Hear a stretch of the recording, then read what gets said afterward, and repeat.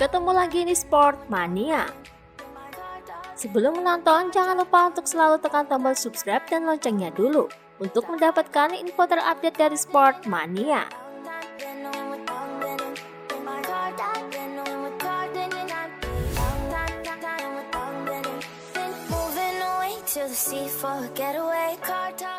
Meskipun di Rally Dakar, Danilo Petrucci memakai motor KTM, namun Danilo masih tetap terikat dengan Italia dan Ducati.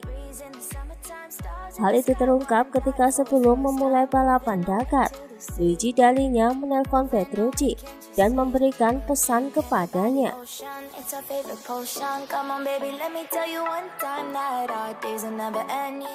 Sesaat sebelum memulai, Luigi Dalinya menelpon saya dan menyuruh saya untuk pelan-pelan, tapi di atas segalanya, untuk berhati-hati. Mungkin saya tidak melaju sepelan yang dia inginkan, tapi saya pikir saya melakukan balapan yang bagus, karena hal terkecil di Dakar sudah cukup untuk merusak segalanya.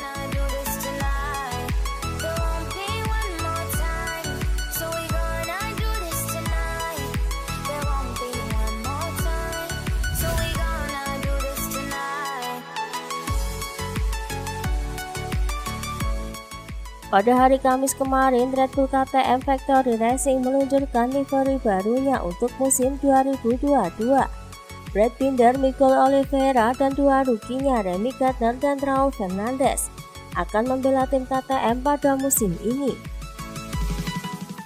Francisco Guidotti selaku manajer tim pabrikan KTM yang baru memberikan targetnya pada musim ini. Ada kebutuhan untuk lebih banyak konsistensi. Mereka sudah memiliki 2 atau 3 tahun pengalaman dalam kategori ini. Saatnya untuk menggunakannya. Mereka telah memenangkan balapan, jadi kami tahu potensinya ada. Dalam 5 tahun terakhir hasilnya luar biasa mulai dari awal.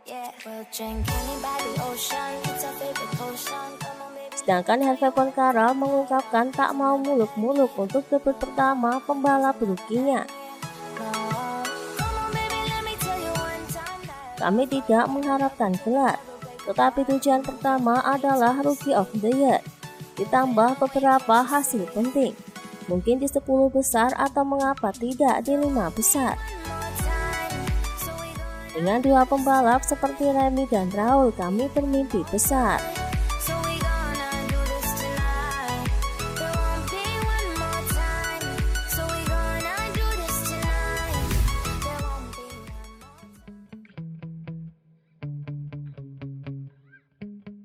Tim KTM secara resmi meluncurkan tim MotoGP untuk musim 2022 atau untuk musim ke-6-nya. Presentasi tim digelar secara virtual dengan memperkenalkan 2 pembalap KTM Red Bull yang tetap tidak berubah, yaitu Brad Binder dan Miguel Oliveira. Tahun ini mereka berdua ingin menerapkan apa yang mereka pelajari dari musim 2021, di mana mereka sering kesulitan. Saya telah belajar banyak dalam 2 musim terakhir, sehingga sulit jika saya menyoroti beberapa hal. Saya pikir setiap tahun membawa tantangan tersendiri. Dalam tahun pertama saya harus mengatur sedikit ekspektasi saya. Saya sering menginginkan terlalu banyak di awal musim dan membuat banyak kesalahan. Tahun lalu saya harus menerima, di mana kami berada pada beberapa momen yang mengecewakan. Tapi saya belajar banyak dari musim lalu. Tahun lalu kami membuat langkah maju yang besar dalam 4 balapan di mana saya meraih 3 podium dan 1 kemenangan yang cukup bagus. Dengan cedera di paruh kedua musim, balapan kemudian menjadi sangat sulit. Itu jelas merupakan fase pembelajaran bagi saya. Saya kurang konsisten dan tentu saja saya ingin meningkatkannya musim ini. Tidak pernah mudah untuk mencapai limit dan masih berpikir untuk menyelesaikan balapan.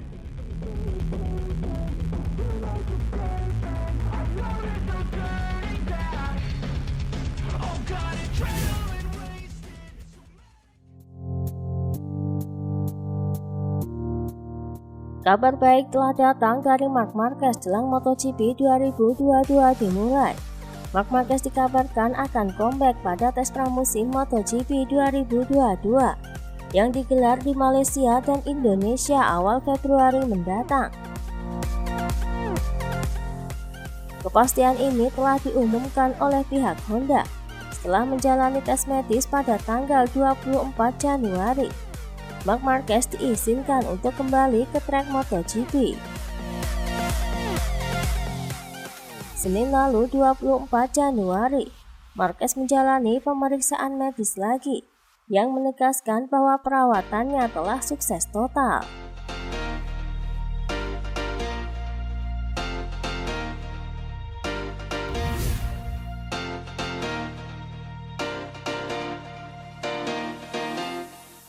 Hubungan dua pembalap rookie KTM T3 Remy Gardner dan Raul Fernandez sempat memanas di akhir musim lalu.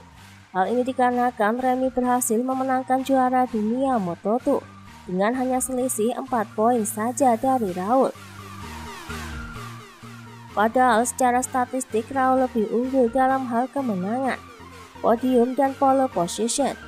Selain itu, Raul mengungkapkan bahwa kekalahannya disebabkan tim KTM Ajo kurang memberikan bimbingan kepadanya. Terkait hal itu, Remy pun memberikan komentarnya. Bagi saya tidak menyenangkan mendengar hal-hal seperti itu tentang tim, karena saya pikir mereka benar-benar memberinya segalanya. Saya merasa para kru sangat kompak. Jika dia harus membuat komentar tentang sang juara atau apapun, jika itu membuatnya merasa lebih baik, maka saya tidak peduli.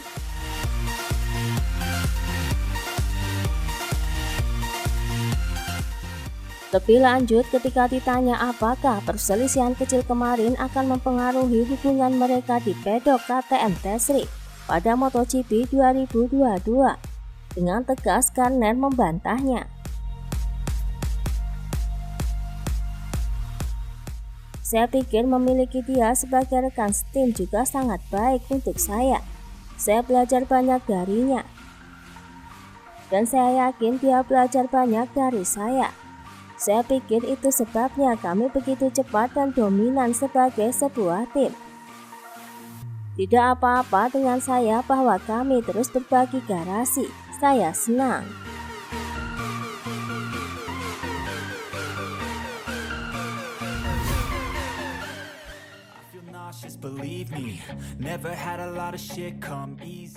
Remy Gardner mengalami kesulitan saat memacu motor MotoGP. Ia menyebut bahwa motor MotoGP terlalu banyak memiliki perangkat elektronik.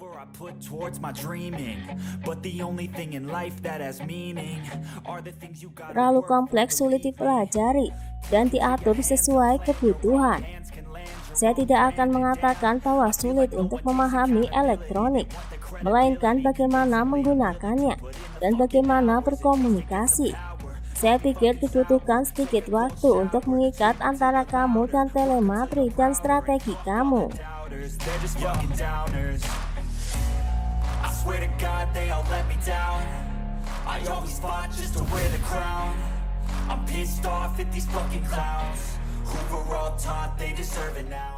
Kepindahan Jorge Lorenzo ke Ducati sangatlah merugikan bagi Ducati. Akan tetapi hubungan mereka tetap ada. Dan hari ini Jorge Lorenzo yang memuji mantan timnya. Ia menyatakan bahwa MotoGP 2022 sangatlah merah. Tetapi di sisi lain, Lorenzo juga menyebut bahwa Luigi Dalinya adalah orang yang sangat keras kepala. Saya adalah pembalap Ducati selama 2 tahun, dan saya sangat senang, terutama untuk Gigi Dalinya, yang berhasil membangun motor yang sangat kompetitif. Tentu saja yang terbaik di grid dalam hal ini. Gigi Dalinya adalah orang yang sangat keras kepala, dan setelah berhasil membuat motor terlengkap di 125, 250 dan Superbike bersama Aprilia, kini ia juga sukses di MotoGP. Saya mengirimkan ucapan selamat saya kepadanya dan ke Ducati.